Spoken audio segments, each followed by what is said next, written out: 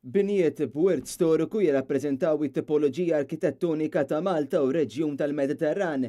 L-inizjattiva li bdiet 4 snin ilu taħt il-patroċinju tal-President Mary Louise Collier Opreka tiffoka fuq riġenerazzjoni sostenibbli ta' dan il-wirt mibni. Net News tkellem mal-perit Amber Wismajer illi spjegatilna aktar dwar il-ħidma li saret f'dawn is-snin.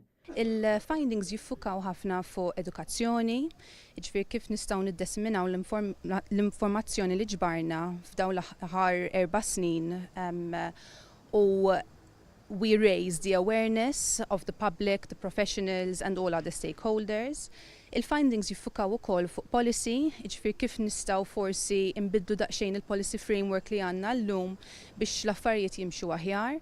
U meta ngħid l-affarijiet jimxu aħjar qed nirriferi għal interventions on heritage buildings. Jiġifieri meta ħan intervjenu fuq bini storiku x'inhuma l-aspetti li jridu nikkonsidraw. Hija spjegat kif dan jista' jgħin mhux biss lil Palazz ta' San Anton iżda anki binjiet oħra. Dawn l-aspetti kollha jekk nikkonsidrawhom flimkien ħajtuna riżalt aħjar. Issa llum ħa nillonċjaw ukoll is-Sustainable Regeneration of Built Heritage Platform. Dan huwa tool li nistgħu nużaw biex inkomplu l-istudju tagħna.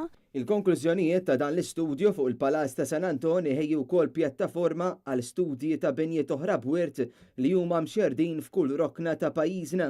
Tul l-attività kien hemm preżentazzjonijiet minn esperti fosthom il-perit Alex Torpiano, Nick McCallan, lettur fl-Università ta' Bath, kif ukoll Carolyn Hayles li hija lettur fl-Università Metropolitana ta' Cardiff.